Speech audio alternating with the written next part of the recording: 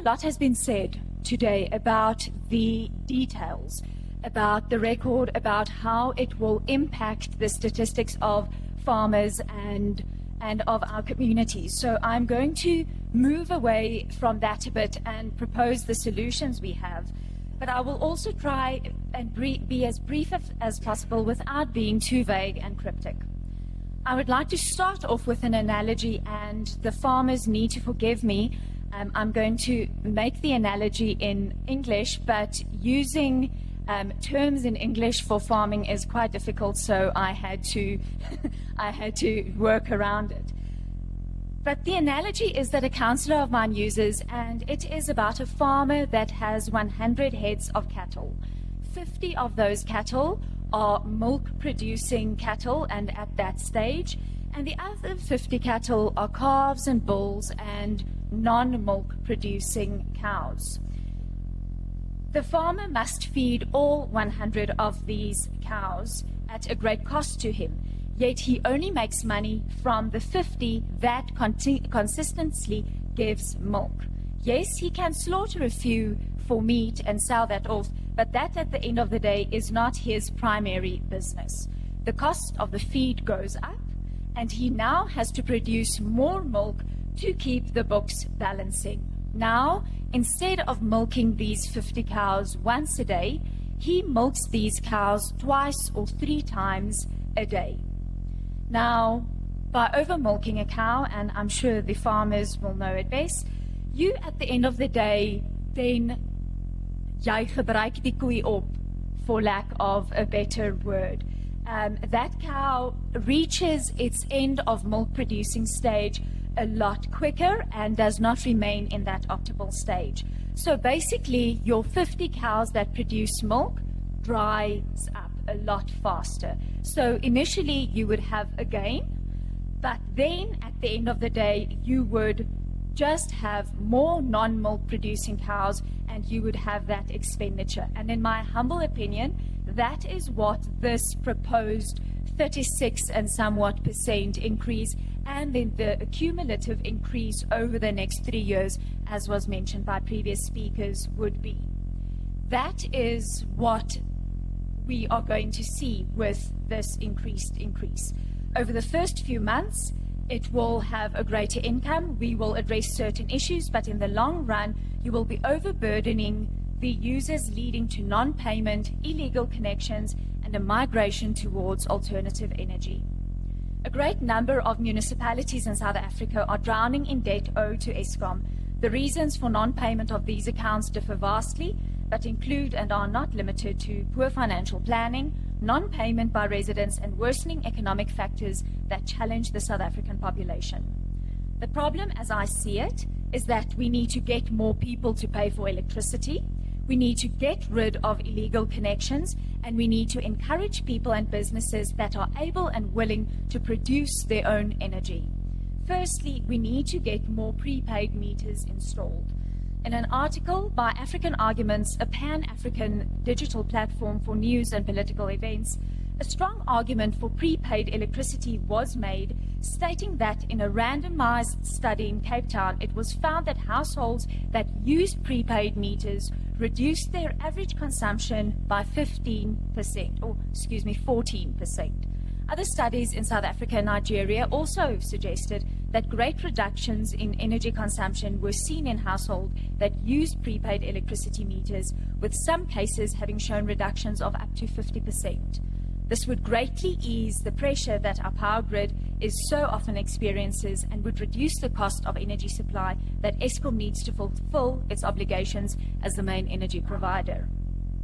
Whilst it is understandable that some households might not be able to afford the installation of prepaid meters, there are still several ways in which payments can be made directly from the consumers to Eskom, eliminating the possibility that municipalities could collect but not hand over the funds for Eskom services. Eskom has made provision for direct online payments through the online portals that are accessible to anybody who has access to the internet. Eskom also accepts EFT transfers directly from consumers and accepts payments from widely available mobile banking apps. Several third-party services would be able to deliver funds directly from the consumer to Eskom, for example, SnapScan, Zapper, and EasyPay.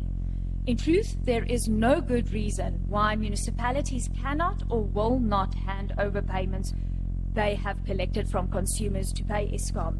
Should this continue, Eskom is in a very precarious situation, and should they rather consider doing these things to ineffectively cut out the middleman. This would discipline consumers not to use power This would discipline consumers to not use more power than they need, and also simultaneously lower the strain on the grids.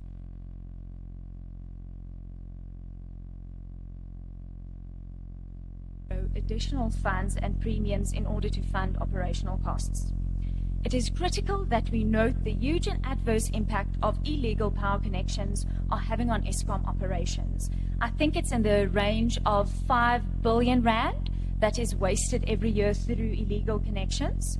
Failing to apply ourselves would be negligent on our part, as these illegal connections highly impact the sustainability of Eskom's ability to supply power and has a devastating impact on the financial strain of the utility.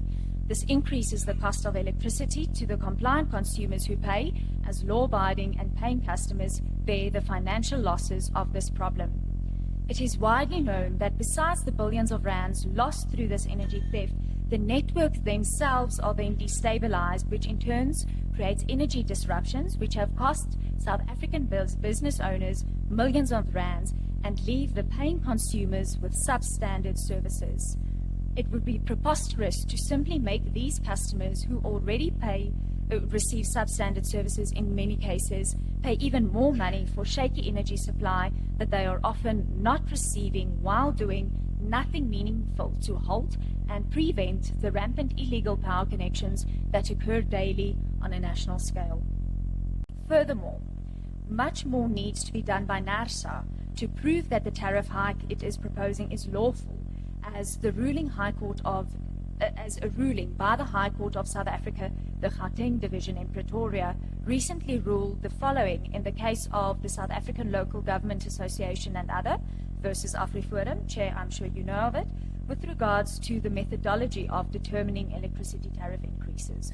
The court declared NERSA's methodology for approving electricity tariffs as unlawful and therefore invalid. It found that NERSA had fundamentally fallen short of not insisting that tariff increases be based on cost of supply studies as provided for both in the Electricity Pricing Policy and the Electricity Regulation Act. The court emphasized that NERSA had departed from what was incumbent upon it in terms of the law as enjoyed by the Electricity Regulation Act, which explicitly dictates adherence to the policy requiring cost of supply studies. In 2024, methodology dispensed with the requirement, hence tariff increases derived therefrom were wrongly computed. The ruling highlighted the fact that end users were being over-invoiced for electricity supplies, a product that is becoming increasingly unaffordable, while municipalities were increasing their tariffs without basing such increases on valid cost studies, thus placing financial burdens on consumers. It has become very clear that Eskom throughout the years is battling to supply South Africans with reliable, consistent and affordable energy. This is completely understandable with complicating factors such as the South African population's growth that is fast outpacing the availability of all sorts of resources and the inability of the South African government to prevent the vast amount of daily energy theft taking place on a national scale. This being said, it should also be evident that there exists a multitude of alternate solutions for Eskom's struggles to keep up with the electricity demands other than NERSA pushing for yet another unreasonable tariff hike. NERSA should be focusing on making it easier for energy supplying competitors to enter the market. It isn't that there aren't any competitors who are willing to take up the challenge of competing with Eskom to supply South Africans with more and stable, cost-effective energy sources, but rather that state-created entities like NERSA are creating too many unnecessary hurdles for these IPPs to take a seat at the table through unnecessary complicated licensing processes, policies that are too restrictive, financial barriers, and the lack of any meaningful push for assistance to these prospective companies that hold so much potential to greatly ease the financial and structural burdens of both the South African public and Eskom as a state-owned enterprise. What is even more clear is that the last avenue that NERSA should even be considering, or Eskom rather, is making South Africans pay even more for electricity when yet another price hike will do absolutely nothing to address the cause behind it, and so many other viable and attainable solutions exist. Lastly, Chairperson, let me conclude by saying this.